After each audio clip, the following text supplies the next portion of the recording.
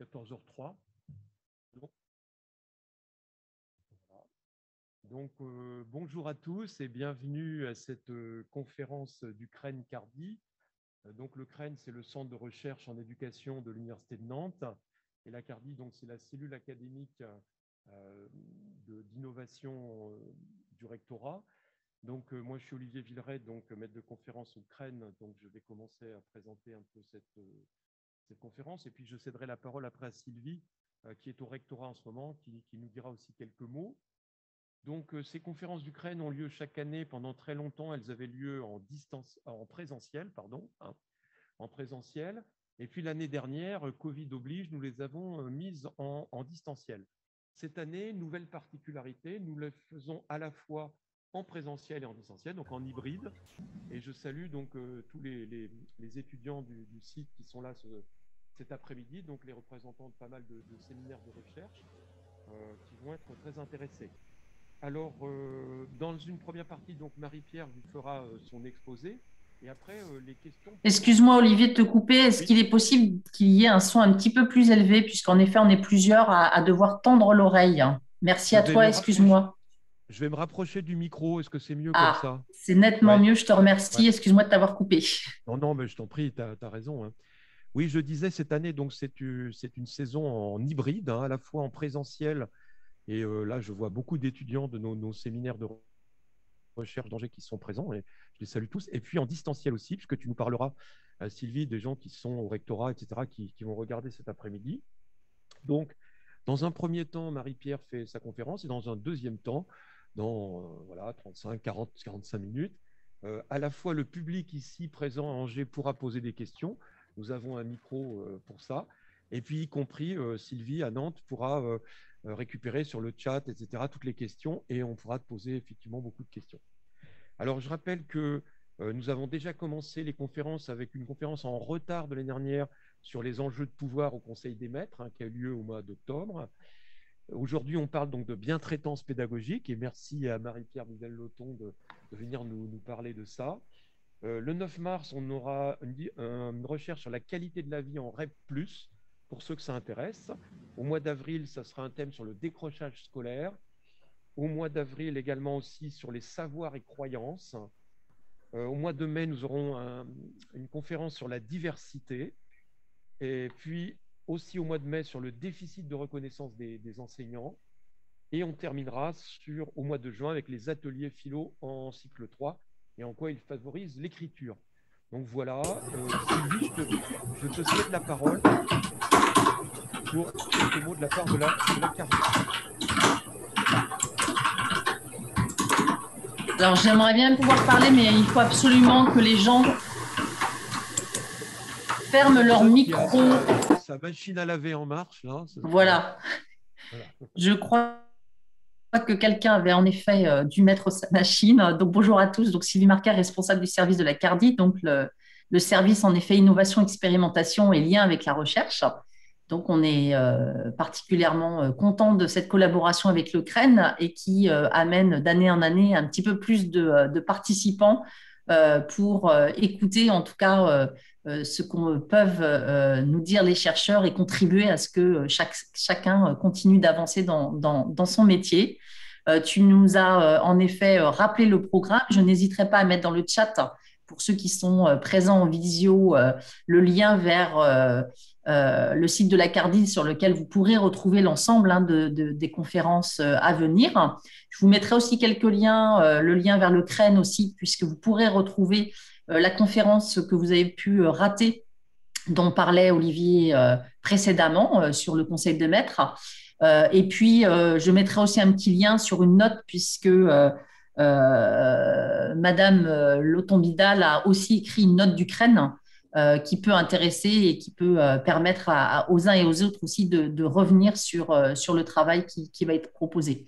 En tout cas, nous sommes plutôt nombreux sur la plateforme, là, puisque nous sommes arrivés à 43 personnes connectées. Donc, on voit que c'est un sujet qui intéresse beaucoup d'acteurs de l'éducation nationale. J'essaierai d'être le relais, en effet, de questions qui pourront être posées dans le chat, donc sur le temps qui permettra un petit peu les échanges. Je vous remercie beaucoup, Madame Loton-Bidal, donc d'ores et déjà pour votre intervention. Et puis, je vous laisse la parole. Je redemande à l'ensemble des collègues de bien être vigilants sur les micros pour permettre aux uns et aux autres d'être dans une écoute la plus confortable possible. J'invite aussi Madame Loton-Bidal à être vraiment proche du micro. Dès que Olivier était un petit peu plus loin, c'est vrai que pour nous, c'était un petit peu plus difficile d'entendre. Merci et à tout à l'heure. Oui, je vais juste moi sortir 2 minutes de la salle parce que j'ai des étudiants que j'ai en ligne à qui il faut que je donne les codes, mais je reviens très vite, hein, c'est juste 2 minutes pour régler des problèmes techniques. Eh bien, Marie-Pierre Loton, Vidal-Loton, je vous cède la parole.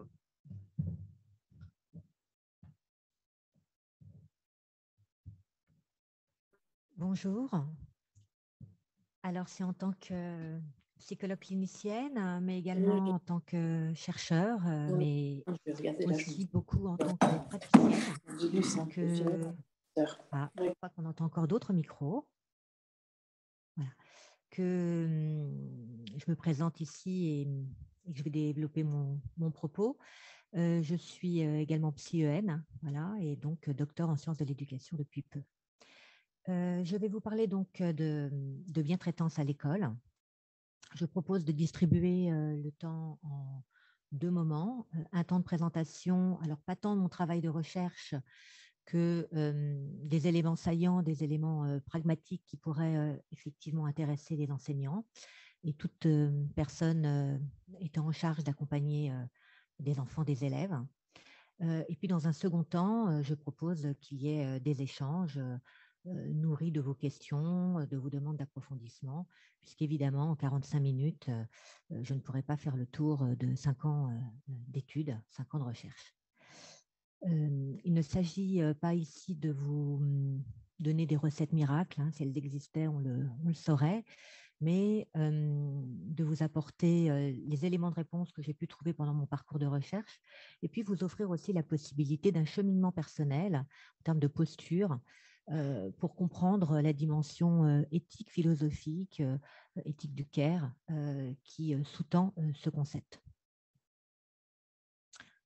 Alors, le point d'ancrage, la souffrance.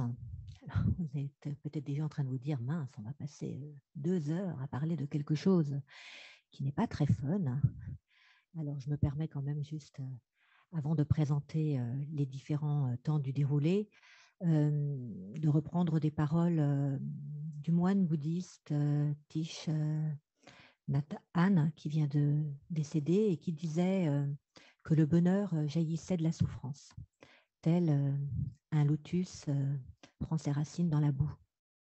Donc le point d'ancrage, la souffrance, nécessite donc un premier temps d'explicitation qu'entend-on par souffrance scolaire. Ce sera donc notre premier point. Nous l'articulerons nécessairement au concept de bientraitance. Hein. Ce diagnostic d'une école que je me permets de décrire comme malade nous amènera à proposer une réponse ou remède, parmi d'autres, hein, une piste, pour cette souffrance scolaire. Puis la mise en pratique de cette approche de la bientraitance donc dans le scolaire, avec un zoom à la fois sur la bientraitance pédagogique avec sa charte et puis un dispositif.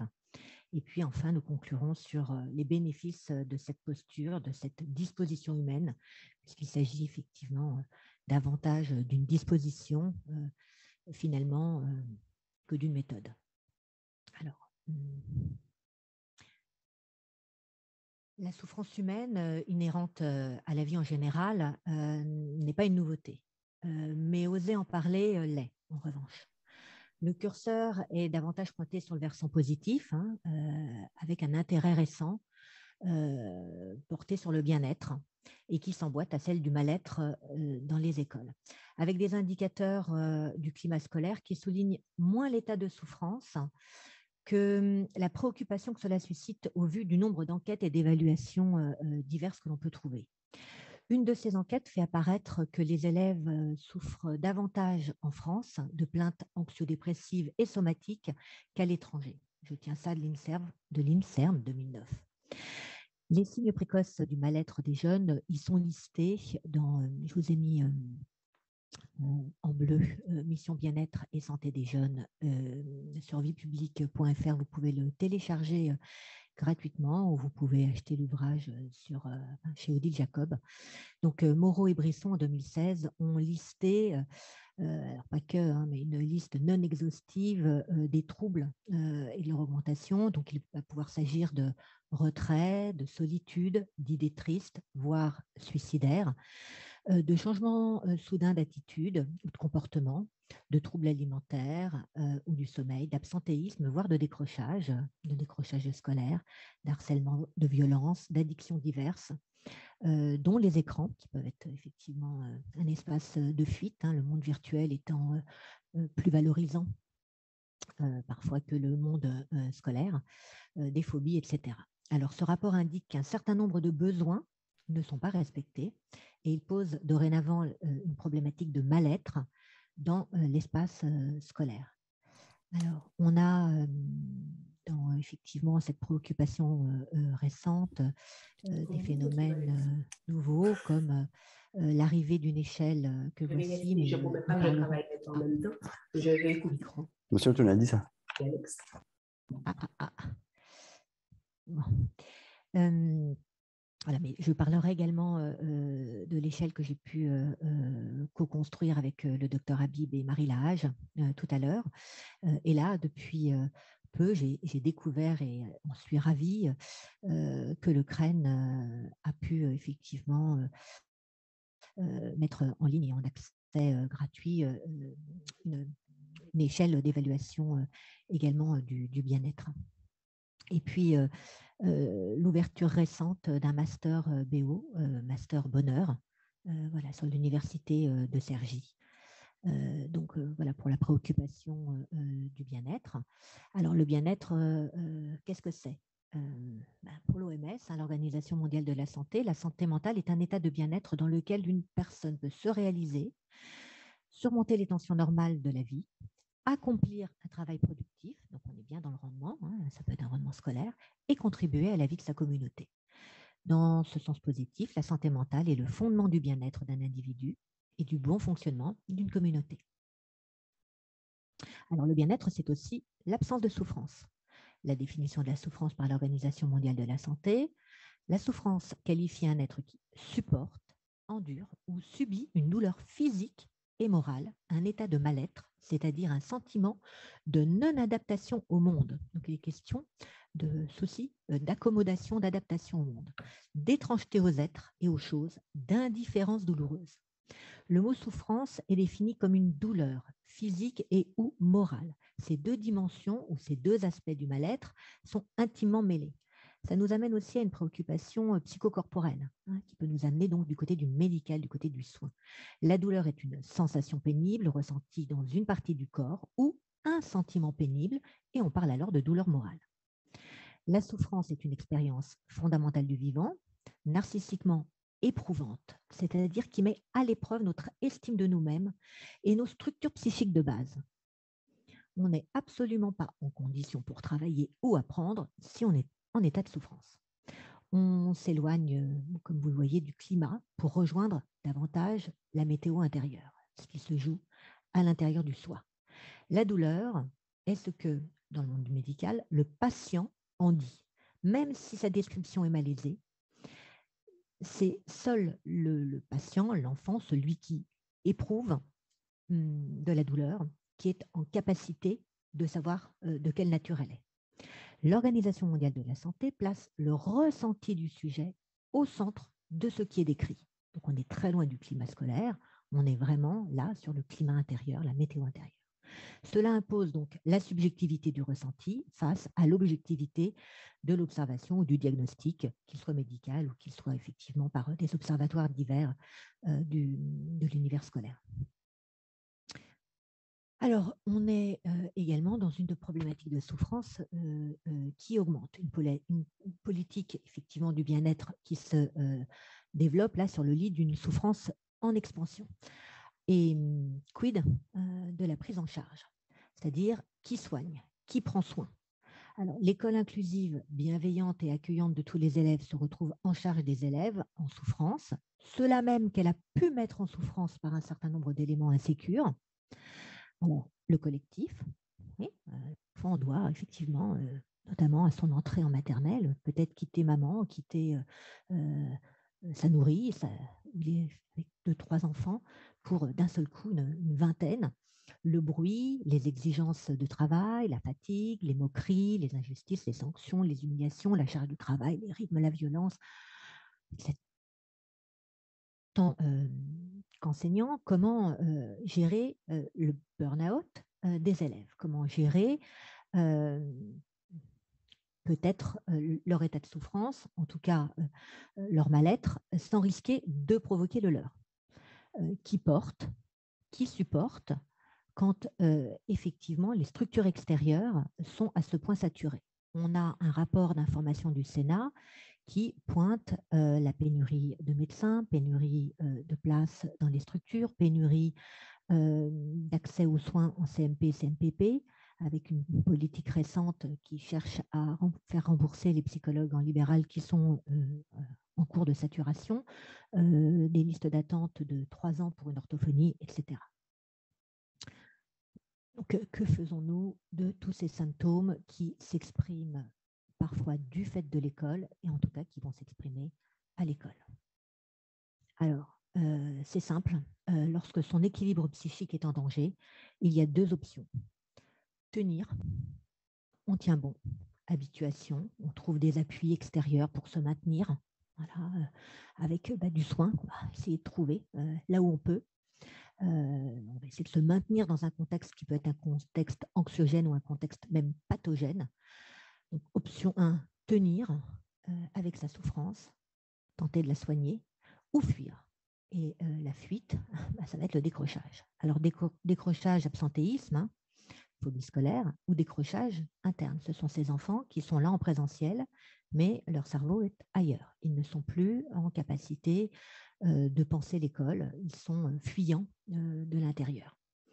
Comment trouver des moyens de diminuer cette souffrance scolaire des élèves? Écoutez, par l'amélioration de leurs conditions de travail, par l'amélioration de leurs conditions d'apprentissage, afin qu'elles soient plus favorables à l'épanouissement personnel. Donc, je vous ferai part de la conception justement de dispositifs bien traitants. Mais avant d'aborder la capacité d'un dispositif pédagogique à produire du bien-être scolaire, je souhaite revenir sur la notion de ressenti, sur la notion de vécu scolaire du point de vue subjectif des élèves, qui n'est donc pas du tout une question de climat scolaire.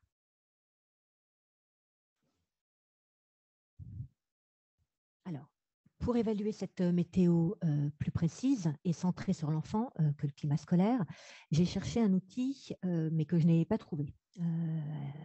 Du côté du soin, il y a bien des échelles diagnostiques pour évaluer l'anxiété, le risque suicidaire. Et du côté de l'éducation, il y a des observatoires du climat scolaire et des enquêtes qui souvent, de surcroît, sont davantage sur le collège qu'en élémentaire. Et surtout, il manquait en fait une mesure qualitative ciblée sur le vécu des élèves. Il manquait donc un outil pour identifier subjectivement l'état de souffrance et saisir depuis la position des concernés ce qu'ils vivent, comment émotionnellement ils vivent leur scolarité. D'où la création de l'EMVS, échelle de mesure du vécu scolaire. Une échelle, comme vous pouvez le voir, qui se rapporte au modèle de bien-être de Connu et Rimpela de 2002 et qui s'accorde parfaitement avec les 4 dimensions neuropsychologiques qui structurent les items de l'EMVS que je vais vous présenter tout à l'heure. L'EMVS a été construit donc à partir d'un corpus de propos d'enfants en consultation, des enfants qui présentaient soit des troubles d'apprentissage ou un vécu scolaire difficile, qui venaient parfois pour des troubles psychosomatiques qui cachaient, qui masquaient finalement une souffrance scolaire. Donc, ces propos ont été répertoriés, triés, seriés. Je ne vais pas rentrer dans les détails méthodologiques. Et cette grille, donc, qui a été établie, reprend des paroles recueillies d'enfants pour les soumettre à d'autres enfants afin qu'ils s'y reconnaissent ou pas et qu'ils s'identifient leur propre vécu aux plaintes. Pas vraiment des plaintes, mais en tout cas, c'était des descriptions d'enfants. Donc, cette grille permet l'évaluation sensible par l'élève de son vécu scolaire. Donc, il y jauge du degré de souffrance scolaire et permet de l'identifier, mais également d'identifier ses propres besoins en termes de confort d'exercice du métier d'élève. C'est-à-dire que ce n'est pas simplement un état des lieux, mais c'est également le moyen de recueillir leurs besoins inassouvis. Il ne s'agit pas de désir, hein. On n'est pas dans le plaisir ou le désir, on est vraiment dans des besoins primaires. On reviendra sur cette échelle plus tard, mais voilà, ça reviendra. On repart sur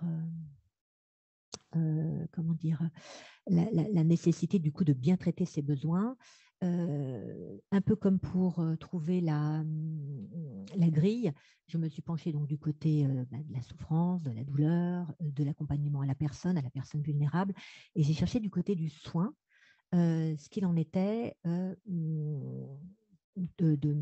l'accompagnement au bien-être. J'ai trouvé du côté de la Haute Autorité de Santé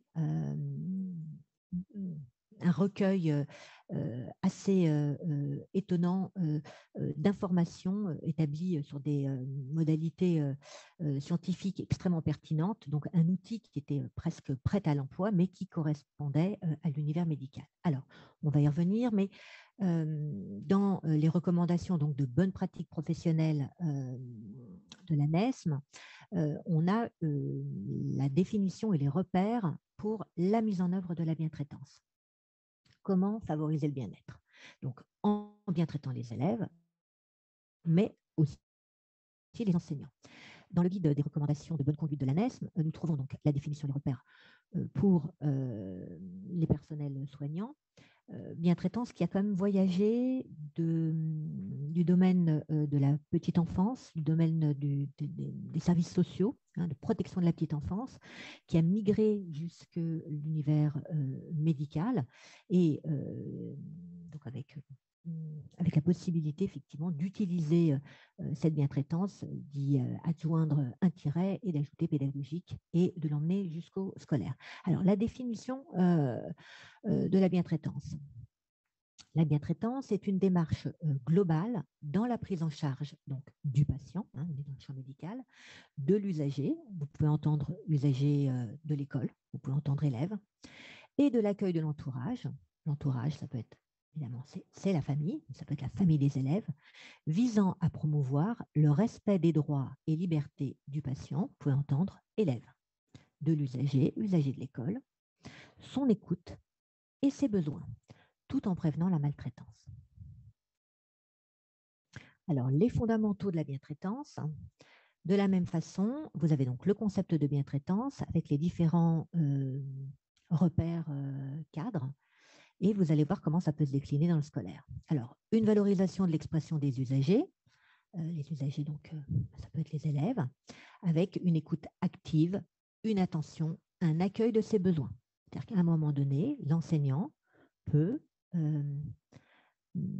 entendre, écouter et même favoriser l'écoute des besoins de l'élève. C'est une posture qui est effectivement particulière. Voilà. C'est plus l'enseignant qui simplement instruit, offre ses savoirs didactiques. C'est également un enseignant qui écoute, donc qui se tait et qui prend note et qui apprend de l'élève. Là, pour le coup, vous voyez, on a une inversion. L'enseignant va apprendre quelque chose du savoir personnel, expert de l'élève, puisque l'élève est expert de son propre vécu. Il n'y a que lui qui sait. On n'a pas moyen de rentrer dans la boîte noire de l'élève, si ce n'est par le dialogue et la communication. Une manière d'être des professionnels au-delà d'une série d'actes, c'est-à-dire que c'est une posture bienveillante qui effectivement dépasse les actions du métier. Une culture du respect de sa personne, de sa dignité, de sa singularité. Donc, on est vraiment dans la dynamique de la politique inclusive avec une personnalisation des parcours, et on va être dans la relation pédagogique sur une équité relationnelle. Je ne parle pas d'égalité, je parle d'équité au plan humain, malgré tout, dans la différenciation des rôles. Évidemment, un élève reste un élève, un adulte reste un adulte et enseignant, l'élève reste un enfant ou un jeune. Enfin, voilà. Aucun souci sur le positionnement de chacun. En revanche, l'un n'a pas l'ascendant sur l'autre. Et en termes de respect, j'aurais même tendance à dire l'enfant doit respect à l'adulte, mais l'adulte, évidemment, doit encore plus respect à l'enfant puisqu'il sert de modèle. Et c'est cette posture qui va permettre une confiance mutuelle. Donc, on est sur des positionnements certes asymétriques, mais équitables au plan humain. Une démarche continue d'adaptation à une situation donnée. Donc là, on va vraiment être sur les possibilités d'ajustement des pratiques professionnelles au contexte et à autrui. Donc c'est une certaine liberté prise par rapport aux injonctions institutionnelles et au programme, c'est-à-dire à un moment donné, savoir s'incliner sur le rythme et sur les besoins de l'enfant, même si on fait une petite entorse à la programmation annuelle d'un niveau de classe qui ne correspond pas d'ailleurs au niveau d'âge des enfants. Donc ça va correspondre à une vraie qualité d'écoute et d'observation pour prélever aussi les différentes données empiriques pour pouvoir s'y ajuster. Un aller-retour permanent donc entre le penser et l'agir, et là on est vraiment sur le praticien réflexif, on est vraiment sur des méthodologies métacognitives avec des tâtonnements, c'est-à-dire l'enseignant essaye, expérimente, s'aperçoit qu'il a demandé trop, revient en arrière, reconnaît que peut-être il est passé trop vite sur telle notion, voilà, une flexibilité mentale et une flexibilité de ses pratiques.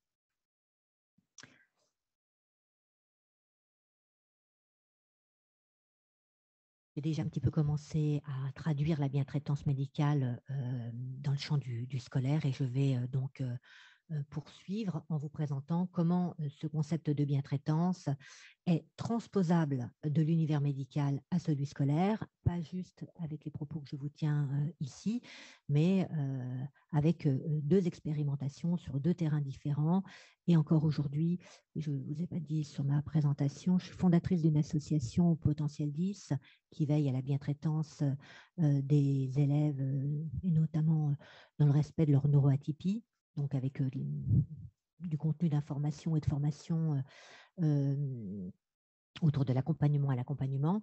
Et la présidente de l'association qui a pris mon relais, Gaëlle Ménard, a ouvert une école de la bientraitance. Voilà, donc il y a mes deux terrains de recherche. Et puis encore aujourd'hui, voilà, on espère des bébés ailleurs, de dispositifs innovants qui permettent cette bientraitance de se mettre en place.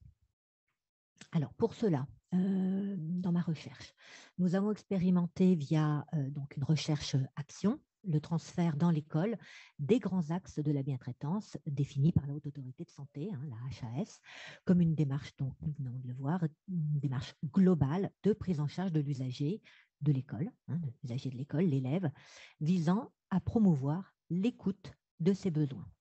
Les recommandations de bonnes pratiques professionnelles, donc le guide de l'ANESM qui en découle, a été donc traduit, donc sont traduites pour permettre le passage de l'institution de soins à l'institution scolaire et constitue donc une charte de bientraitance pédagogique qui établit les repères cadres et structurants de la bientraitance pédagogique. Alors peut-être vous allez dire, il y a déjà beaucoup de lois, de textes, de cadres. Alors, celui-ci ne vient pas supplanter un autre, ni remplacer. En fait, il est le moyen d'avoir peut-être un petit pas de côté, ou en tout cas, c'est un cadre qui s'emboîte à d'autres, en tout cas qui n'est pas en contradiction avec d'autres cas. Comme donc là, vous avez en rouge le cadre de la Haute Autorité de Santé qui va donner qui est une forme traduite des recommandations de la NESM sous forme de charte, qui va donner les grandes lignes en matière d'accompagnement de la personne, alors de l'élève, de l'apprenant. Mais cette charte de bientraitance, elle va être aussi associée au référentiel de compétences et au socle commun prescrit par l'éducation nationale, donc là en vert. Donc les textes sont non seulement compatibles, mais l'orientation de ces textes est absolument éthique, avec vraiment une place accordée à la bienveillance des pratiques, une place accordée aux compétences transversales, à une pédagogie centrée sur l'intérêt et le développement de l'enfant. Et évidemment, cette charte de bientraitance pédagogique, elle découle de concepts de la psychologie, de la neuropsychologie. Alors à la fois la théorie de l'attachement, puisqu'il est question de relationnel, il est question également de donner la possibilité aux enfants de s'émanciper intellectuellement et donc d'oser s'aventurer sur le terrain du savoir et des connaissances.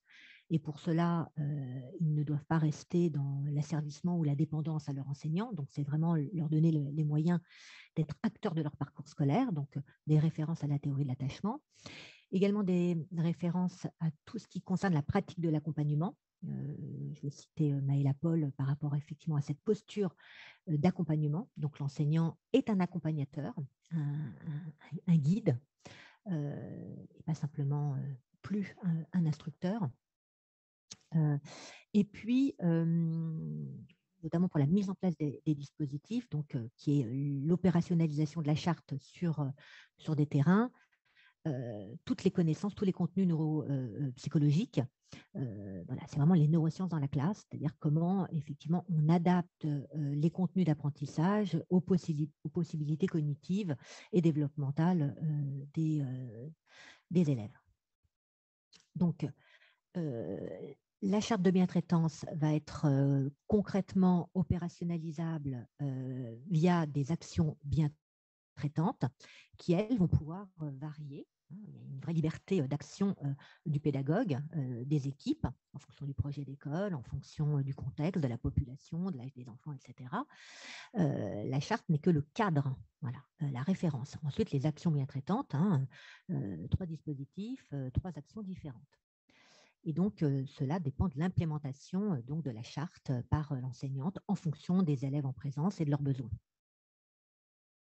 Et puis, dans mon travail de recherche, il y a évidemment il y avait la nécessité de valider, mais de la même façon, n'importe quel enseignant qui souhaite mettre un dispositif en place peut avoir la possibilité de valider l'effet d'un dispositif bien traitant. Voilà. Il y a du mal-être, il y a des besoins, on recueille ces besoins, on met en place un dispositif en fonction de sa pratique, de ses envies, des besoins des élèves, du contexte, et puis dans l'après-coup, on passe cette fameuse échelle de mesure du vécu scolaire pour voir si avant-après, il y a bien eu une amélioration du bien-être. Enfin, une amélioration de la souffrance, mais même une amélioration du bien-être, parce qu'on peut démarrer déjà sur un fond où les enfants se portent bien et vont se porter encore mieux. Alors, tout ça, ça va vous sembler peut-être un peu complexe, mais on va décortiquer. Donc, on a en vert le référentiel de soins, je l'ai repris, qui a 4 axes, 4 axes repères. Donc, traduit en charte de bientraitance pédagogique, vous voyez, c'est presque du mot à mot. Et puis, cette charte de bientraitance pédagogique qui prend forme qui prend forme dans un dispositif d'accompagnement bien traitant. Alors, on va,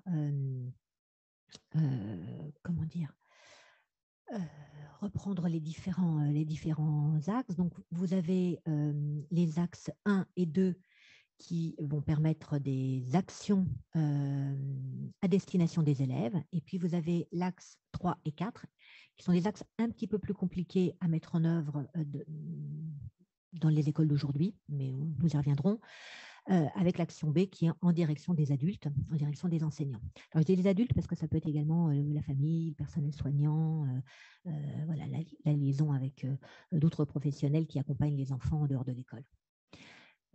Pour l'axe repère 1, donc on a l'élève co-auteur de son parcours scolaire.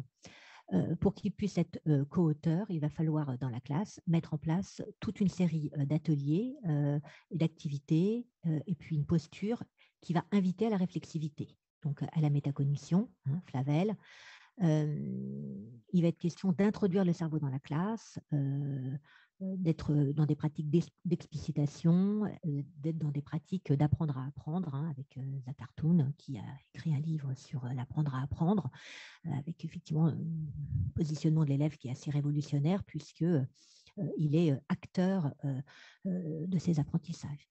Vous avez des ateliers tout près avec Madame Toscani, Pascal Toscani, enfin voilà. Donc la réflexivité, c'est l'entrée. Après, les modalités pour exercer cette réflexivité et ces pratiques métacognitives, elles sont à la main de l'enseignant.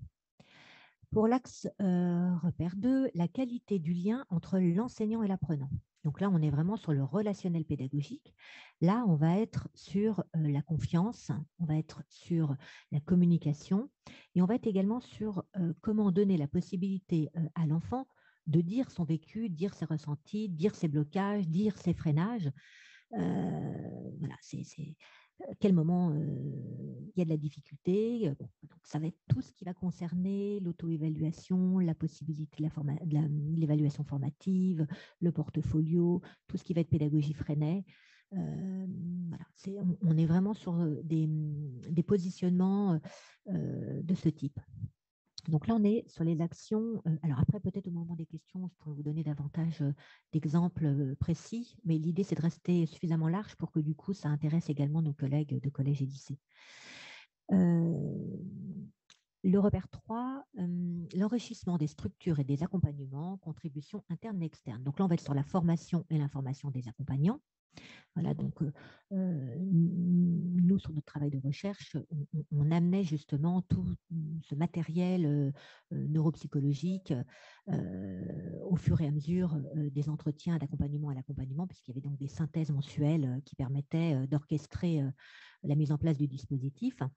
Mais évidemment, la formation continue chez les enseignants existe et peut-être qu'elle, notamment avec ce type de conférences comme aujourd'hui, permettre d'avoir une vision de l'élève un peu plus holistique et de partir effectivement des besoins de l'élève et du développement des enfants, plus que le cloisonnement d'une formation en mathématiques, une formation en arts plastiques, etc. C'est vrai qu'on a soit les CPE disciplinaires, soit ESH, mais on n'a pas beaucoup de formations transdisciplinaires. Bon. Donc, quelque chose effectivement qui peut être amélioré. En tout cas, là, c'était en interne au cœur de la recherche, cet apport. Et puis, une action, un axe repère 4 avec le soutien aux enseignants dans leur démarche de bien-traitance. Et donc là, il a été mis en place un accompagnement à l'accompagnement. Et c'est plus là où, effectivement, ça pêche et ça dépend voilà, des lieux et des contextes. C'est-à-dire qu'on a pu pratiquer de l'analyse de pratique. Donc, une analyse de pratique qui existe dans tous les métiers de la relation. Dans tous les métiers de la relation, sauf à l'éducation nationale. Il n'y a pas d'analyse de pratique. Voilà. Donc, l'analyse de pratique, c'est un espace où on n'est pas inspecté. Ce n'est pas un espace où on vient recevoir des conseils par un conseiller. C'est un espace où différents professionnels peuvent échanger sur leurs pratiques dans une bienveillance, un non-jugement, une non-évaluation et un partage, une co-élaboration, une collaboration, enfin voilà, des analyses de situation. Voilà. Et généralement, c'est médiatisé par un psychologue qui sait animer ce type de réunion pour que vraiment l'ambiance, le climat du groupe reste très, comment dire, très bienveillante. Alors, le protocole d'accompagnement pédagogique s'est construit donc en s'appuyant sur ces 4 repères, ces 4 axes de la NESM, eux-mêmes articulés aux sphères métacognitives dont je vous ai parlé, aux sphères neuropsychologiques dont je vous ai parlé dans la construction de l'EMVS. Donc, vous avez la sphère métacognitive en bleu qui reprend le rapport au travail dans le tableau de connu Erin Pella. Vous avez la sphère socio-affective qui reprend les relations sociales, la sphère somato-émotionnelle en marron qui reprend la santé, et la sphère conative qui reprend les conditions de scolarité. On va être plus sur des motivations extrinsèques.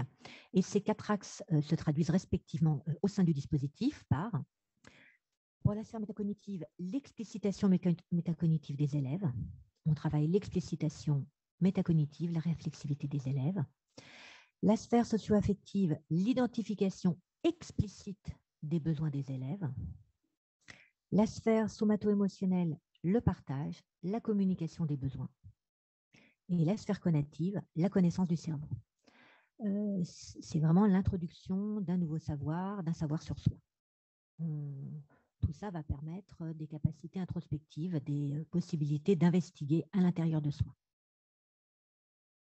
Ça va conduire concrètement par l'ajustement neuropédagogique, par la bonne compréhension mutuelle.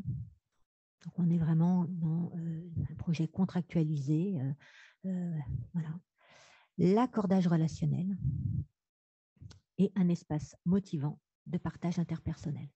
Pour la dernière dimension, je ne peux pas rentrer trop dans le détail maintenant, mais vous n'hésiterez pas tout à l'heure si vous souhaitez à me demander de zoomer.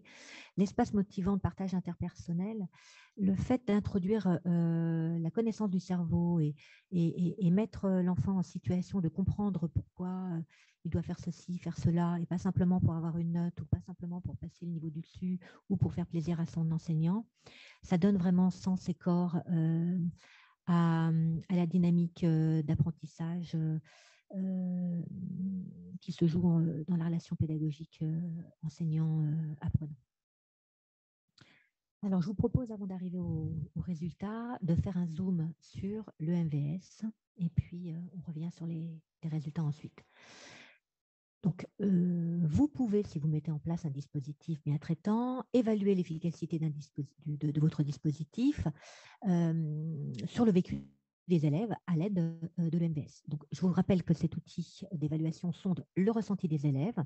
Ce sont eux qui auto-évaluent leur niveau de confort de travail, mais également, d'une certaine façon, alors c'est leur propre vérité, hein, mais leurs conditions d'apprentissage. Donc, l'enseignant se met même aussi un petit peu en risque d'entendre que certaines conditions qu'ils offrent ne sont pas adéquates, idoines aux besoins des élèves pour justement pouvoir s'ajuster. Donc voilà, il y a beaucoup d'humilité dans cette pratique. Et donc, le MVS contribue également, l'enfant est rassuré est rassuré du fait qu'il ne s'agit pas d'un contrôle, déjà, il ne s'agit pas d'une évaluation, et que l'évaluation, elle porte sur du vécu, et que la seule vérité existante, c'est celle effectivement qu'il imagine. Alors, avec peut-être des erreurs de perception, mais voilà, on donne la parole aux enfants. Alors, le MVS donc, va servir à quantifier, c'est ça l'intérêt de l'outil, c'est qu'il va permettre de quantifier la qualité du vécu scolaire. Donc, à l'entrée du dispositif, puis à la fin d'une période d'immersion dans un dispositif, afin d'en mesurer, puisque c'est quantitatif, l'impact, et d'observer l'évolution globale ou par sphère du vécu de l'élève, puisqu'on peut procéder par sphère. Il peut y avoir effectivement une sphère qui est problématique et pas les 3 autres. Alors, je vous le présente. Donc, cet outil comprend un protocole avec 36 items, un item d'exemple, 32 items réflexifs, 3 items distracteurs, et puis 2 questions ouvertes optionnelles à la fin qui permettent de sonder comment les enfants imagineraient une école meilleure. Alors, une réglette de mesure du vécu étalonnée de 0 à 10 qui s'est appuyée sur les échelles voilà, de la douleur et qui permettent finalement une évaluation sensible du pas du tout jusqu'au tout à fait, en passant par un petit peu, beaucoup, moyennement. Voilà. Et en fait, les enfants notent de 0 à 10 leur reconnaissance aux items. La réglette est placée devant l'enfant. En revanche, la feuille de protocole, c'est la personne qui investigue qui la remplit avec des enfants d'élémentaire. En collège, on l'a fait passer, alors il y a une version collège, on l'a fait passer en collectif et là, on dit les items pour éviter les problèmes de lecture ou de compréhension, mais les adolescents peuvent effectivement remplir eux-mêmes. On évite effectivement tout risque de difficulté, de compréhension, de la quantification, enfin du nombre. Donc, l'accompagnement chez des enfants d'élémentaire est individualisé, oralisé, explicité, guidé. Et donc, la saisie des réponses, c'est la personne qui évalue avec l'enfant. Et puis, ça peut également donner lieu à un entretien d'explicitation. C'est-à-dire que dans un deuxième temps, l'enfant peut aussi raconter. Voilà, c'est vraiment le moyen aussi de faire parler l'enfant sur l'école. Alors, pas sur toute sa vie à l'école. On a ciblé. Donc, cette grille, en fait, elle permet de recueillir des perceptions émanant donc d'une réflexivité de l'enfant dans sa relation à l'école, mais pas toutes les dimensions. Donc, ça va être à son enseignant et aux camarades, mais comme potentiel aidant ou collaborateur dans la classe, puisque ça touche vraiment les conditions d'apprentissage. Donc, son rapport à la tâche, au travail, à la charge, au sens, à l'effort, à son sentiment de compétence, à son sentiment d'auto-efficacité, à son attention, son intérêt, son engagement, à l'évaluation ou au regard porté sur ses performances scolaires. Par contre, cette échelle ne permet pas de mesurer les relations sociales entre pairs en récréation. Voilà. Alors, non pas qu'il n'y a pas de souffrance émanant de ça, mais on a vraiment centré sur l'enfant en situation d'apprentissage. Ni les relations interpersonnelles ou environnementales sur des temps périscolaires, ni le lien familial à l'école. Même si, évidemment, toutes ces dimensions sont intéressantes, mais justement, l'intérêt d'avoir ciblé, c'est aussi d'avoir fait un pas de côté par rapport au climat scolaire. Donc, ce n'est pas pour replonger dans une évaluation généraliste. Alors, juste comme ça, je vous fais passer le... Voilà. J'en profite, si un éditeur veut... faut le tenter, Voilà. Non, j'avais les ECPA qui étaient intéressés et puis plus. Je pense qu'ils ont juste pris l'idée. Quand on administre, on peut l'utiliser aussi d'une autre façon, pas simplement T1, T2 et puis voir l'évolution d'un dispositif. On peut simplement l'utiliser comme un instrument de compréhension du mode de fonctionnement de l'enfant, de son positionnement à l'école, de sa vie à l'école.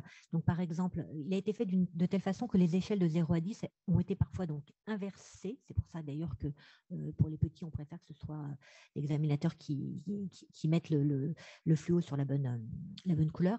Donc, quand on fait en fait un trait à la verticale sur la moyenne, sur 5, ça nous permet de voir à gauche si l'enfant est en confort, à droite si l'enfant est en souffrance. Donc, très vite, on a une vision comme ça de est-ce que ça va, est-ce que ça va pas. Donc là, par exemple, pour cet enfant, si on reprend donc les presque 3 pages de protocole, on peut alors, affirmer, je ne sais pas, mais en tout cas, on peut faire l'hypothèse que c'est un enfant qui est plutôt calme, plutôt concentré, intéressé par la classe, il ne demande pas d'aide, il est inquiet, mais pas affecté par la difficulté à dépasser, il manque de confiance en l'autre, il est anxieux, il a des signes de stress, surtout face aux évaluations, etc. Donc, c'est un vrai intérêt, même pour les post-RAZ. Voilà. Alors, on arrive au résultat. Zoom sur les bénéfices de l'utilisation de cette EMVS, qui est un moyen de recueil des besoins, un moyen de vérifier le dispositif, et puis surtout un zoom sur les bénéfices du DAB, du dispositif d'accompagnement bien traitant. Est-il véritablement générateur de bien-être? Quel est son effet sur la souffrance? Alors, je vous ai épargné les graphiques et puis toute la dimension recherche avec les résultats significatifs, etc. Toute cette partie qui est la moins rigolote du chercheur. Et puis, je vous donne comme ça un peu une vue d'ensemble. Donc, l'élève exprime davantage de motivation scolaire avec une augmentation de la volition, du plaisir. Donc là, on va être sur la sphère conative. L'élève manifeste moins de signes de souffrance scolaire. On va avoir une diminution de l'expression symptomatologique. Là, il y a un espace quand même de résistance. Un enfant qui est anxieux, il a une personnalité anxieuse, il restera anxieux. Il est anxieux dans sa famille, il est anxieux à l'école. Enfin, voilà. Il y a une petite zone de résistance. En revanche, voilà, des insomnies ou la veille de la reprise d'école, de l'évaluation, j'ai bientôt terminé.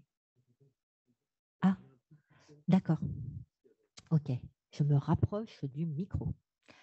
Donc oui, cette sphère somato-émotionnelle, c'est celle qui a été le plus résistante, voilà, en termes de progrès. l'élève exprime plus de confiance envers son enseignant, mais également envers ses camarades. Il osera davantage prendre la parole, participer, demander de l'aide, voilà, travailler en binôme, etc. Donc, on va avoir une augmentation du confort psychosocial. Voilà, donc en fait, on a une augmentation au niveau de l'EMVS, au niveau des scores statistiques. On a récupéré tous les scores, une augmentation. Et concernant la sphère métacognitive, donc l'élève se sent plus en possibilité d'apprendre, donc son environnement est capacitant. On va avoir une augmentation de l'engagement cognitif, on va avoir une augmentation de l'effort.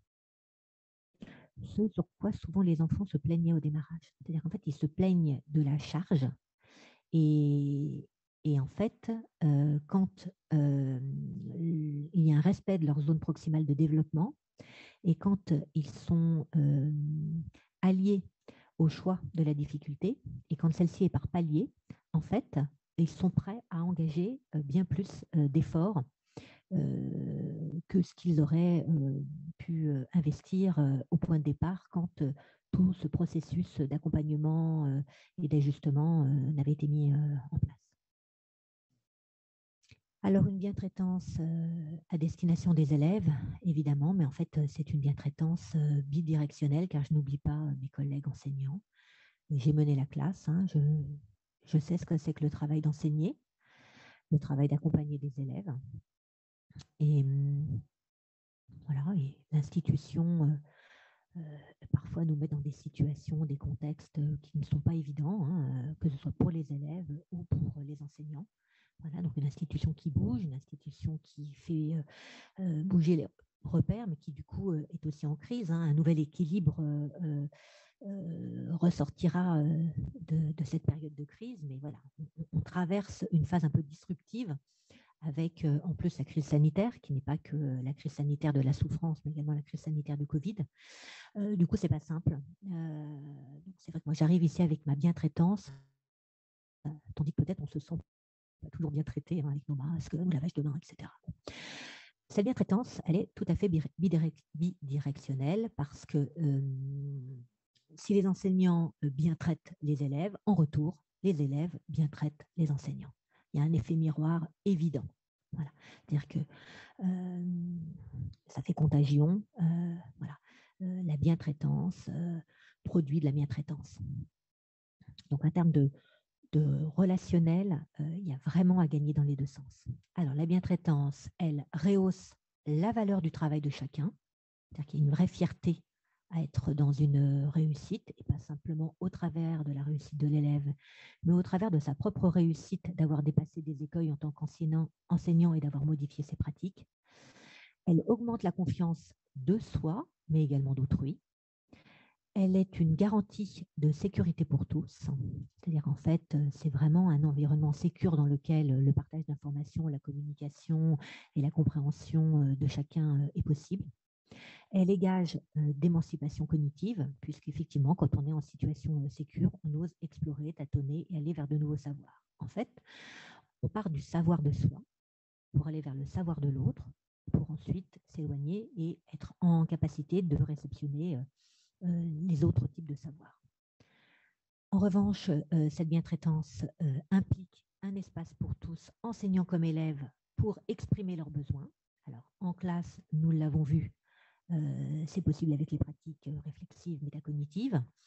En revanche, pour les enseignants, il manque cet espace et ce n'est pas la salle des maîtres, c'est autre chose. C'est un espace cadré avec une possibilité d'entretien de type Balint, de type rogérien, avec vraiment une sécurité pour la parole de chacun. Nous n'avons pas ça. Et elle implique des moyens pour tous, enseignants comme élèves, pour répondre aux besoins de l'autre. Et pour cela, il faut avoir effectivement une connaissance neuropédagogique et des outils linguistiques, des outils mots pour savoir effectivement comment les processus, mettre des mots sur les processus. Voilà, les enfants manquent de mots pour expliquer leurs émotions, pour expliquer ce qui se passe dans leur tête. Voilà. Donc, et les enseignants également peuvent avoir du mal à expliquer à l'enfant ce que recèle telle ou telle tâche s'ils n'ont pas ce vocabulaire. Donc, un vrai apprentissage, mais qui est déjà en cours. Hein. On remercie notamment Stanislas Daen avec des MOOC mis comment dire, en accès libre. Vous avez FunMock aussi qui dispense du contenu universitaire autour du développement de l'enfant et de la neuropédagogie. Eh bien voilà, merci de votre attention.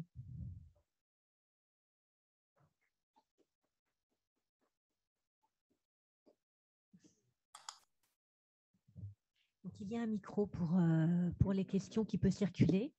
Merci beaucoup pour cette expérience. Alors, deux petites choses avant qu'on démarre les questions. Certains participants m'ont demandé, qui sont là aussi, m'ont dit ça va un petit peu vite, est-ce qu'on pourrait avoir le diaporama? Donc, tu me l'enverras et je le diffuserai à... Ah, pardon. Oui, alors, il y a une question dans la salle, c'est est-ce qu'on peut avoir le diaporama? Parce que ça allait parfois un petit peu vite. Donc, j'ai des demandes. Donc, Marie-Pierre m'enverra le diaporama et ceux que ça intéresse, je vous l'envoie. Parce que vous voyez ça. Hein. C'était la première remarque. Puis la deuxième remarque, quand tu parlais d'analyse de pratique dans l'éducation nationale, tu sais, alors, nous avons, nous, à l'ESP, la chance d'avoir pour les M1, donc il y a plein de M1 parmi vous, cette année en formation, donc un espace qui s'appelle Analyse de l'activité, où on a donc 9 séances de 2 heures, c'est-à-dire 18 heures possibles. Chaque étudiant de M1 est dans un séminaire d'analyse et qui choisit son thème de séminaire. C'est-à-dire qu'il y a des psychologues cliniciens, il y a des cognitivistes, il y a des didacticiens, etc. Donc, chacun choisit avec qui il a envie de travailler. Et en plus, on a 3 heures par étudiant pour aller les voir en stage, pour faire des choses, etc. Donc, on a un volume de 30. Moi, j'ai 10 étudiants, c'est des groupes de 10. Hein. Donc, ça veut dire 30 heures plus les 18 heures. Ça veut dire qu'on a quand même un volume en M1 de 48 heures pour faire de l'analyse de pratique sous forme qu'on veut, enfin, auto-confrontation, discussion, enfin, plein de choses. Voilà. Donc, ça existe en formation maintenant. Voilà. Avec ces histoires, évidemment, ces principes de bienveillance, d'analyse réflexive, etc. Tu vois, donc, il y a au moins un endroit maintenant où, dans l'éducation nationale, on fait un peu de l'analyse de pratique. En formation, oui, voilà. Pardon, vas-y. Pour les professionnels de terrain, il y a des structures scolaires qui prennent sur leur budget formation et qui effectivement offrent ça à leurs équipes. Hein, voilà. Mais c'est débutant, voilà. Et puis, comment dire, c'est vraiment à l'initiative voilà, des écoles. Voilà. Or, tout enseignant a besoin de ce dispositif. Très bien, on va donc prendre les questions. À la limite, on va peut-être alterner. Sylvie, je ne sais pas ce que tu en penses. Une question dans la salle, une question à Nantes. Enfin, ça te va comme ça? Oui, très bien, Olivier. Alors, peut-être pour ceux qui sont en visio, soit vous utilisez le chat, soit vous levez la main et je vous donnerai la parole pour qu'on puisse répartir un petit peu les questions des uns et des autres. Très bien. Mais écoute, on démarre tout de suite. Donc, une question, si tu veux bien la poser. Oui, merci Marie-Pierre pour cette présentation très claire et très stimulante.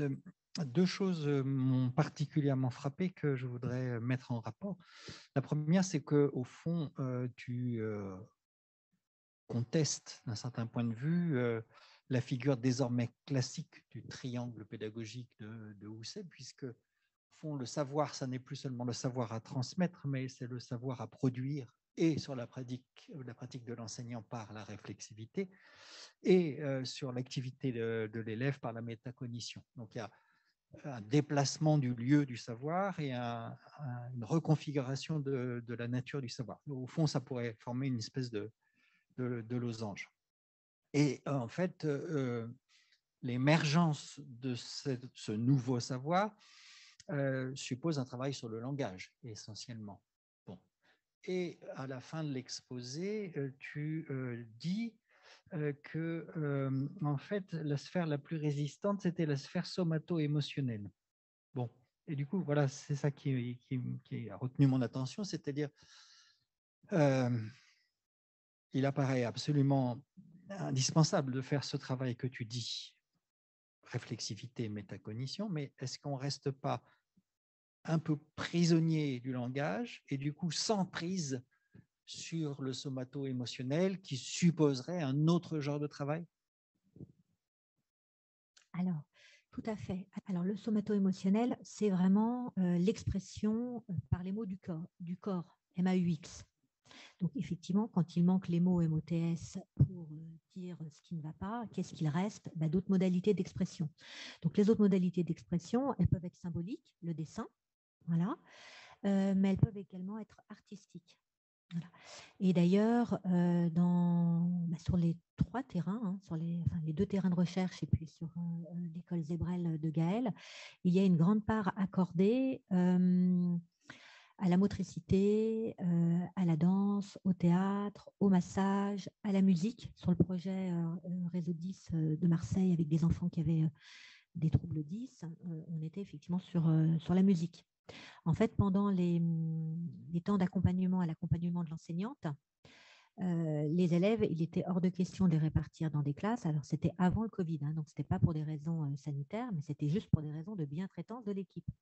Il n'y avait aucune raison qu'une classe profite d'un dispositif, alors déjà pas des autres, mais qu'en plus les autres classes aient à supporter un effectif plus nombreux et puis que ces enfants-là soient comme ça répartis. Donc, sur les temps d'accompagnement à l'accompagnement, les enfants pouvaient bénéficier, alors il y avait un certain nombre de bénévoles qui sont intervenus, des associations, enfin voilà, des personnes qui trouvaient un intérêt à ce que l'école leur ouvre, c'est une ouverture aussi de l'école à des pratiques, et qui sont venus faire découvrir aux élèves des pratiques alors, de la sophrologie, de la relaxation, de la méditation active, même il y avait une méditation bouddhiste.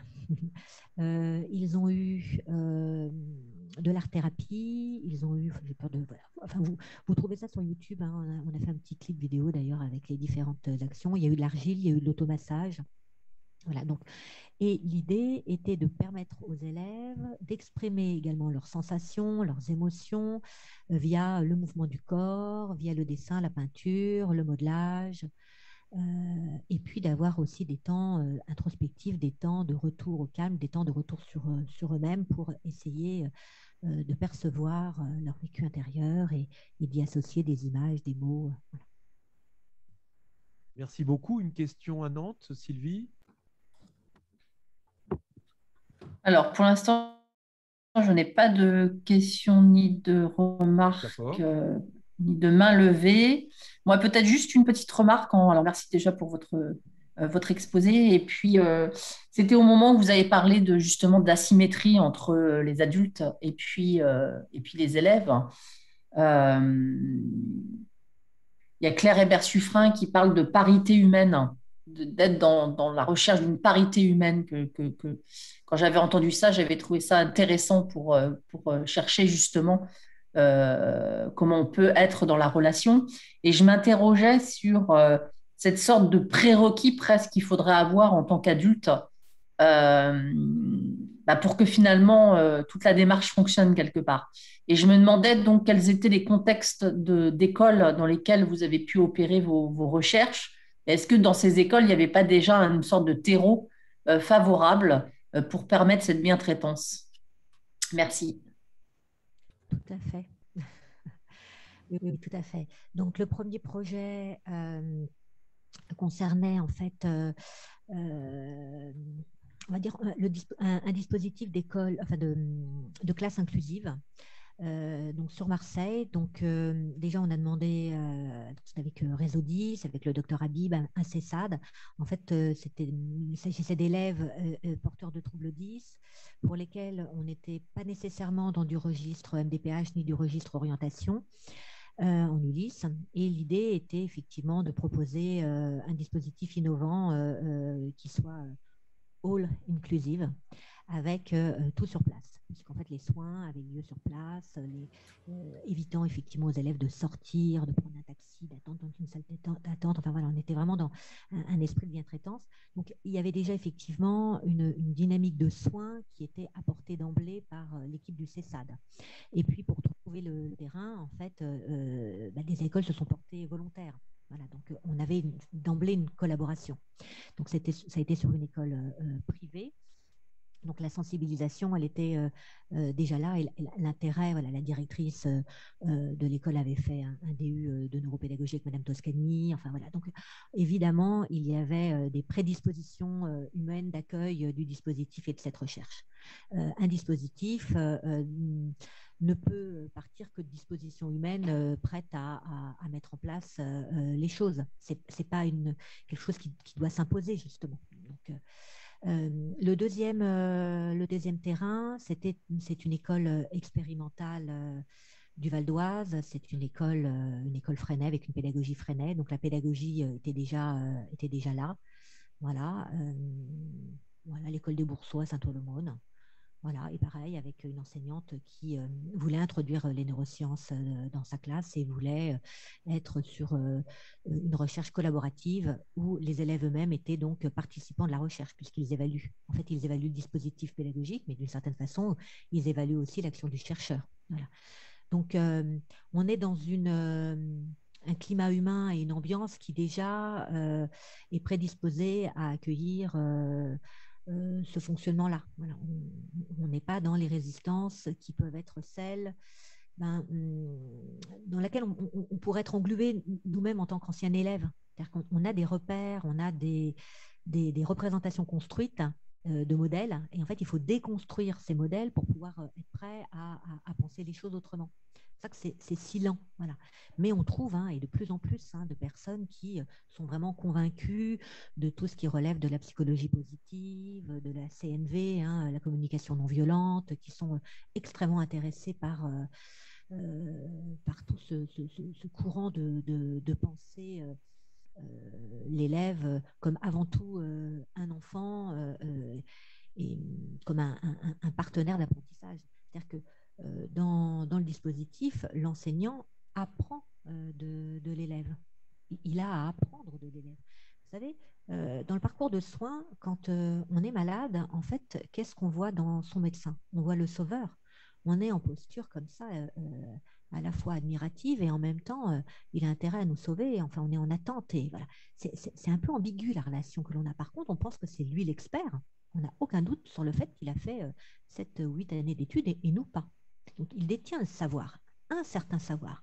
En revanche, le médecin n'est pas en capacité de soigner vos symptômes si vous ne lui dites pas où ça fait mal, à combien ça fait mal, ce que ça vous fait, si vous avez pris votre traitement, pas pris votre traitement. En fait, le partenariat, il est indispensable. Un médecin ne peut pas soigner son patient s'il n'est pas dans cette alliance-là thérapeutique, une alliance thérapeutique. Donc, c'est ce modèle-là qui, moi, m'a intéressée dans les apprentissages. C'est-à-dire que c'est facile de dire que l'enfant est au centre des apprentissages. Alors, le risque, c'est des fois, on imagine même qu'il est au cœur. Ben non, il n'est pas au cœur. Vous avez vite fait d'avoir un élève égocentré, enfant roi, qui se sent au centre de tout. Il ne s'agit pas, effectivement, qu'on centre notre attention sur lui et que sur lui et qu'il soit le nombril du monde. Il ne s'agit pas de ça. Il s'agit de l'intégrer, de faire un bout de chemin avec lui. On ne peut pas faire sans lui. Donc, l'enseignant doit effectivement avoir cette posture en tant qu'accompagnant de l'enfant, de voir où l'enfant se positionne, comment il se positionne, où il en est. Voilà. Alors, pourquoi on a également commencé sur un terrain avec des enfants porteurs de troubles 10 ? Parce qu'ils sont extrêmement experts de leurs troubles. Un enseignant est avant tout un pédagogue. Il sait, enseigner. Par contre, il n'est pas expert des troubles 10. Voilà. Donc, les enfants, dans ce premier terrain, étaient vraiment beaucoup plus à même, pouvaient même expliquer ce que c'est qu'une dysphasie, une dyspraxie, etc. Et pouvaient dire même de l'intérieur ce que ça leur faisait. Donc, en fait, l'enseignant avait mais vraiment plus que plus besoin d'apprendre, voilà, et même des techniques de rééducation. Voilà. Du coup, fort de ça et fort de cette possibilité de partage et d'apprentissage de l'enseignant, la compréhension de ce qui se joue au plan pathologique, au plan du trouble, ça a été transposé ensuite sur un effectif plus large, puisque là, on était sur 7-8 élèves sur la classe 10+. Donc, est-ce que c'est transposable? Parce que cet accompagnement-là demande quand même du temps. Voilà, ça demande du temps de s'ajuster et d'écouter l'élève.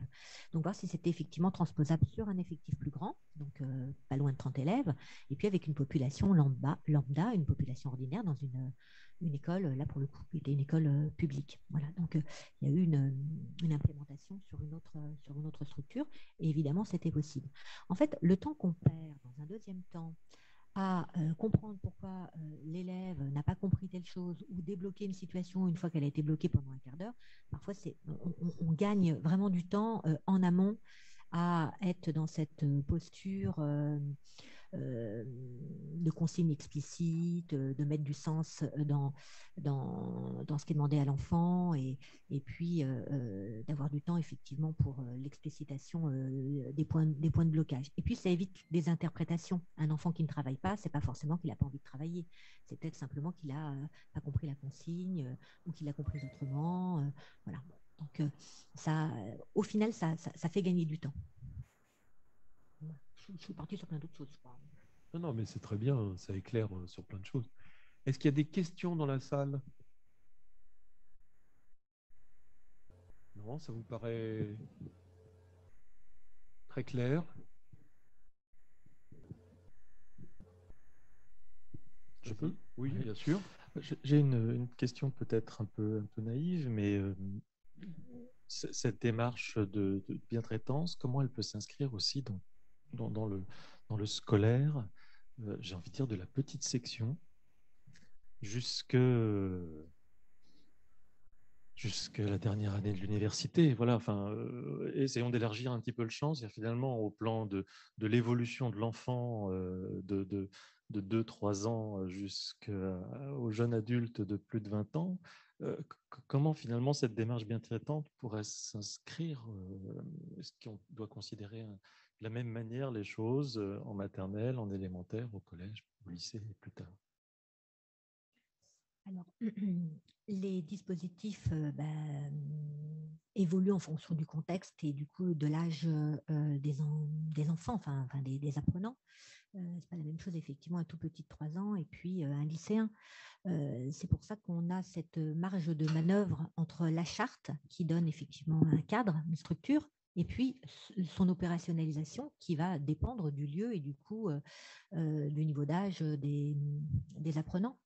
La charte, c'est vraiment la reprise des axes fondamentaux. Après, on peut tout à fait aller même du côté donc, du guide des recommandations. Ce ne sont pas des prescriptions, hein, ce sont des recommandations. Donc, on peut lire complètement. Il est hyper intéressant, hein, le guide de l'ANESM. Hein. Voilà, j'ai eu la chance de faire partie des groupes de recherche de la Haute Autorité de Santé. En fait, vous pouvez être patient expert. Vous pouvez, quand vous avez une spécialité, intervenir dans ces groupes de recherche. C'est un travail vraiment de longue haleine où ils co-construisent des outils. Vous avez plein d'outils. Hein. Là, c'en est un parmi d'autres. C'est celui qui m'a intéressé pour effectivement la mise en place de dispositifs qui bien traitent. Mais ils ont, alors moi, celui auquel j'ai participé, je n'ai pas participé à celui-là. Celui-là, je l'ai découvert en participant à celui sur la coordination des soins et le partage et la liaison. Voilà, dans quelle mesure on partage, dans quelle mesure on fait du lien entre professionnels et dans quelle mesure on laisse aussi la possibilité aux patients d'avoir un regard neuf. Voyez, on est un peu en termes de traçabilité des soins et du parcours de soins. Donc, c'est vraiment des questions éthiques, des questions humaines qui sont posées avec à la fois différents professionnels et puis les personnes concernées, donc des patients. Voilà. Donc, je vous invite à aller regarder du côté même donc, du guide de l'ANESM et puis du repère cadre de la bientraitance. Et on s'aperçoit que ça vaut voilà, pour l'aide sociale à l'enfance, les EHPAD. Hein, j'encourage les EHPAD certaines à relire ou à lire. Il n'est peut-être pas lu. Voilà, parce que vous avez les recommandations, puis après, voilà, il y a l'opérationnalisation. Hein, voilà. En fait, à aucun moment, je n'ai voulu dire que dans le médical, ils faisaient mieux qu'à l'éducation nationale. Hein. En revanche, ils ont cet outil-là, et donc on leur pique cet outil, et on en fait effectivement quelque chose, nous, à l'éducation nationale. Mais comme c'est l'accompagnement à la personne, ben oui, je vais même tendance à dire, voilà, dès la crèche, dès la naissance même, hein, voilà, toute structure peut bénéficier de cette charte parce que la vision, elle est vraiment portée sur la singularité de l'identité humaine, sur l'ipséité. C'est beau, j'adore l'ipséité. Est-ce qu'il y a encore des questions? Alors ici, pas vraiment. Est-ce que vous avez des questions à Nantes, Sylvie? Alors, une remarque de collègue qui va peut-être rebondir sur ce qui vient d'être dit. Si je traduis sans déformer, je l'espère, peut-être une alerte justement sur le fait que l'enseignant n'est pas un psy. Et cette articulation peut-être entre justement sa place ou son accompagnement dans la souffrance des élèves et à la fois de les faire entrer dans les apprentissages. Peut-être ce dilemme-là ou ce rôle un peu entre deux. Voilà. Donc, comment on peut faire alors qu'on n'a pas peut-être toutes les compétences d'un accompagnement plus précis à la souffrance. Voilà. Si j'ai mal traduit la remarque de la personne, qu'elle n'hésite pas à m'en faire part. Alors, je pense qu'un bon enseignant est psychologue. Voilà, je pense déjà. Maintenant, il n'est absolument pas question de donner la parole à l'élève pour qu'il raconte ce qui se passe chez lui, pour qu'il raconte des choses intimes le concernant en tant que personne. Il est juste question de lui donner la possibilité de parler de son rapport au travail. Voilà. Donc, les garanties et les limites, elles sont celles posées par l'enseignant lui-même. Hein. Ça reste du cadre scolaire, du cadre de la classe. Voilà, donc je ne crois pas que les enseignants ont effectivement à jouer le psychothérapeute ou à jouer l'assistance sociale. Voilà, ce qui parfois peut être alors pas tentant. Hein, je ne suis pas sûre qu'on soit tenté par ce type de mission quand on a déjà la charge de celle d'enseigner. Mais non, je crois au contraire, c'est vraiment d'investir complètement sa place de pédagogue, voilà. Mais de permettre à l'élève de se positionner et d'expliquer ce qui est compliqué pour lui dans sa situation d'apprendre. Voilà, c'est les items proposés dans le MVS, ce sont des items qui sont très, très scolaires. Hein. Alors après, on ne peut pas empêcher un enfant de glisser et de se raconter un peu trop. Ben, il est toujours temps à ce moment-là voilà, d'accueillir sa parole et de lui rappeler quand même qu'on est son enseignant et puis et pas son thérapeute. Quand j'ai fait le parallèle tout à l'heure avec les services de soins embouteillés, c'est pas pour que justement à l'école on soigne entre guillemets de façon psychologique ce qui ne serait pas soigné à l'extérieur. Voilà. Mais là, on est dans une politique inclusive où un élève, enfin, un enfant peut ne pas avoir de place en CMP. En revanche, un enfant aura toujours de la place dans une école. Donc, dans tous les cas, elle est là, la souffrance. Et je ne dis pas qu'il faut traiter la souffrance. Je dis qu'il faudrait apparemment, enfin, il faut idéalement, si on peut faire en sorte que l'enfant soit bien, ça évite des manifestations de souffrance et donc ça évite, voilà, d'avoir à traiter le symptôme parce que auparavant on aura mis en place des conditions d'apprentissage qui sont meilleures. Les trucs et astuces, les petites recettes, les ateliers, enfin les choses qui ont été proposées sont des choses très très simples. Hein. Je vais peut-être vous donner des exemples, alors pas prises dans l'élémentaire, mais peut-être dans le collège. Par exemple, il ressortait que le lundi matin, c'était très difficile de revenir en classe. Donc, on avait vu au niveau d'un collège s'il y avait possibilité que dans l'emploi du temps des élèves, aucun élève ne commencerait, alors les enseignants étaient très contents également, le lundi matin, rien ne débute avant 9 heures. Voilà. Il y avait eu également une fois par mois petit déjeuner. Voilà, petit déjeuner, accueil petit déjeuner. Qu'est-ce qu'il y avait d'autre comme plainte oui, il y avait des choses autour effectivement du regard de l'autre, le regard moteur, etc., le regard moqueur. Enfin voilà, c'était en classe, mais du coup, il y avait eu l'idée de mettre des miroirs dans les WC. Alors c'est tout bête, hein, mais pour effectivement permettre d'asseoir comment dire, une assise un peu narcissique, enfin, quelque chose autour effectivement du regard de soi. Enfin, voilà. Donc, c'est alors, aussi parce que dans les petites questions ouvertes, il y avait qu'est-ce qui pourrait améliorer l'école. Voilà, donc, bon, évidemment, il y avait plus de sport, plus de sorties. Il y avait beaucoup de choses autour de la cantine et des WC, hein, même si voilà, on était dans les besoins. Hein. Même si toute la partie question enfin item concernait le scolaire, les apprentissages, finalement la partie ouverte laissait le champ à d'autres choses et on s'est aperçu que une bonne part des souffrances étaient finalement hors la classe. Ce n'était pas notre sujet. En revanche, après, les collèges qui ont proposé cette EMVS pour faire un audit de l'état de souffrance se sont servis des résultats pour voir effectivement les besoins et pour mettre en place des choses. Là, on est, c'est pas qu'on s'éloigne de la psychologie, mais ce sont des choses très pragmatiques. Sur les écoles élémentaires, ça a été des choses autour de l'environnement, de l'ergonomie de classe, du mobilier. Mobilier, normalement, dans mobilier, vous avez mobile. Donc, je vous rappelle qu'il y a encore quelques temps, nous avions des chaises attachées aux tables. Alors, non pas que ce soit une mauvaise chose en soi, ça peut être bien pour certains élèves, mais pas pour tous. Dans les classes, alors de moins en moins maintenant, parce que vous avez de plus en plus de classes flexibles, alors ils n'ont pas forcément d'ailleurs les moyens d'utiliser le matériel. Les enseignants ont parfois le matériel avant de savoir comment l'utiliser. Parfois, ça complexifie un peu les choses. Mais bon, vous avez des élèves de taille différentes, mais toutes les chaises sont de la même taille. Toutes les tables sont de la même taille. Alors, on n'est pas du tout dans la différenciation. On est dans l'uniformisation et on n'est pas dans le respect des besoins. Vous avez un élève qui va avoir ses genoux qui vont toucher le casier, et puis un autre élève, ses pieds ne vont pas toucher le sol. Est-ce bien normal? Enfin, voilà. Donc, c'est vraiment des préoccupations autour de l'ajustement des pratiques, mais également l'ajustement de l'environnement de travail, voilà, avec des modifications également très, très concrètes. Voilà, donc, après, ça peut être sur le support de travail, ça va être sur l'emploi du temps, sur les rythmes également. Voilà, donc non, le rôle reste extrêmement pédagogique. Je ne sais pas si j'ai répondu à la question.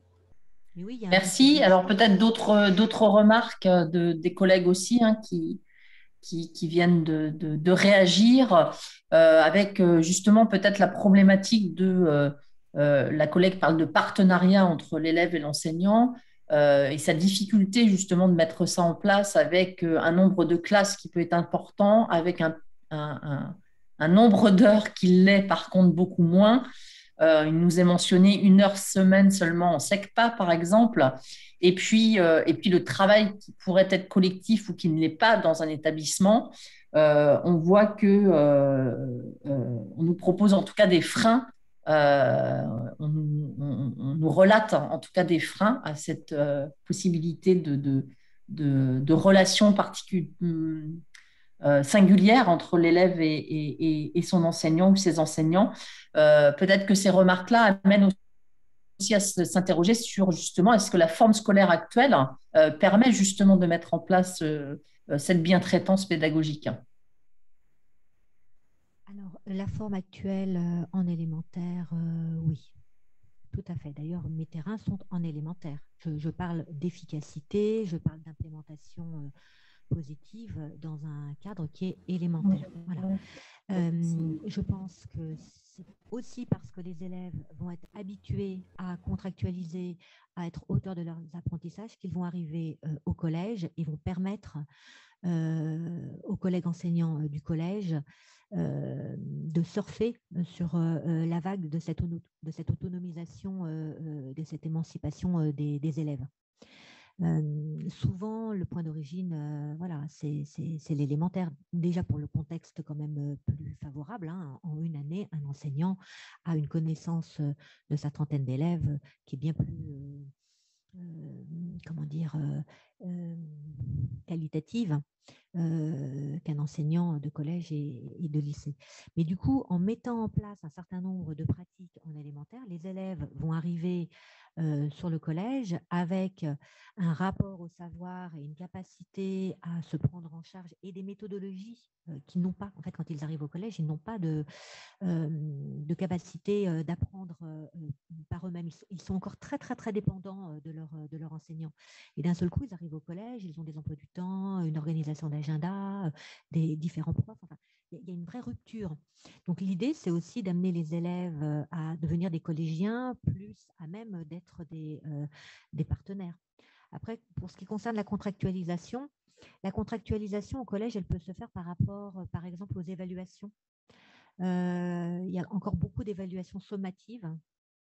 Or, l'évaluation formative, c'est-à-dire en fait voilà une première évaluation qui permet de voir ce qu'il en est de la compréhension d'une classe entière sur une notion, et puis si les résultats sont à peu près à la hauteur de ce que l'enseignant pense correspondre à un niveau de compétence acquis, bon ben voilà, on poursuit.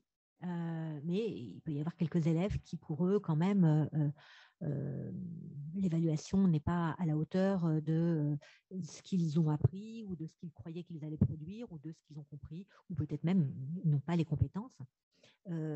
Pourquoi ne pas leur proposer de s'autocorriger? Pourquoi ne pas leur proposer effectivement de refaire, s'ils le souhaitent, pour un bonus de points. Voilà. Et donc là, pour le coup, on contractualise quelque chose avec l'élève, c'est-à-dire qu'à un moment donné, il peut... Alors, c'est pas l'avantagé par rapport aux autres, ceux qui ont déjà effectivement acquis le niveau. Ben voilà, ils sont juste tranquilles. On va leur proposer finalement de travailler plus. Ils ne sont pas obligés de s'en saisir, mais s'ils s'en saisissent, alors déjà, ils ont acquis le niveau, ils ont acquis un stade, et puis derrière, ils ont la note pour les situations où il y a encore des notes, ou en tout cas, ils ont atteint la compétence, elle est acquise. Donc, et là, du coup, ce n'est pas une punition, c'est une proposition. Et cette ouverture-là, on est vraiment sur une alliance pédagogique, puisque l'élève peut s'enquérir de cette proposition qui lui est faite pour être meilleur, se valoriser, être fier, surpasser ses difficultés, reprendre les choses. Voilà. Alors oui, en termes d'apprentissage, on peut se dire, bah oui, mais alors, il a ses cahiers, il a tout. Oui, mais l'idée, c'est justement, en refaisant l'évaluation, finalement, il apprend, il relit, il retravaille, et ça mérite gratification.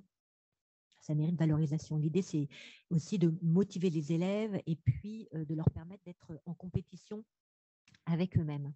Être moins dans une rivalité et comparaison entre eux que d'être dans la compétition de toujours mieux faire pour soi-même, pour avancer, pour progresser, pour s'expandre. Voilà, être dans l'expansion de soi-même, et pas forcément au détriment d'autrui d'ailleurs, et donc d'être non pas dans une affirmation de soi au plan scolaire, qui est d'ailleurs assez compliqué. Vous avez même des élèves qui ont du mal à s'affirmer à l'école de peur du regard des autres, mais d'assertivité, je suis en capacité de dépasser mes propres blocages, je suis en progrès, je suis un être en progression. Voilà.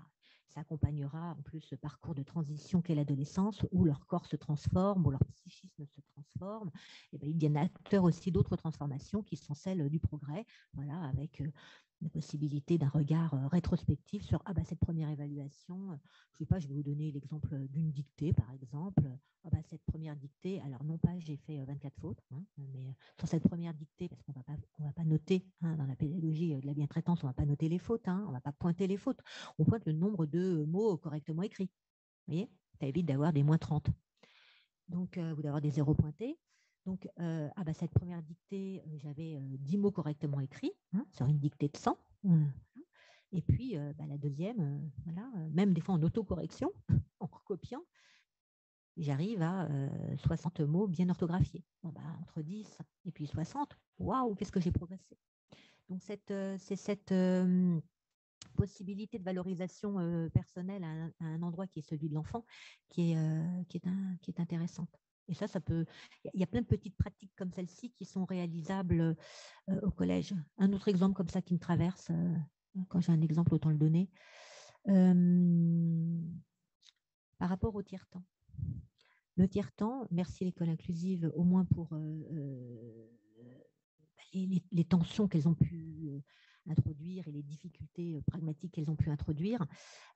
Comment on fait pour ajouter un tiers-temps à une heure de cours?